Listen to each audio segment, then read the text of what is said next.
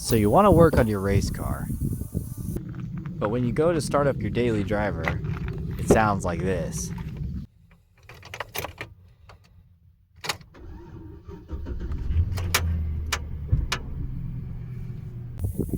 Let's pop the hood and disconnect the battery. I'm going to replace mine, so I'm removing this bracket down here.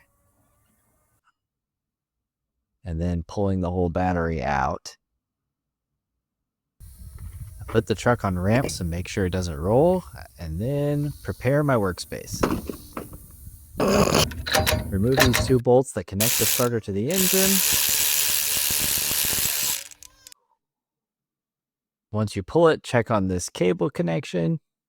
Make sure it's clean, and then pop it back into place. Reconnect both electrical cables.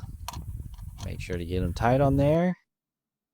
Wiggle the starter back into its home. And then mount it back to the engine.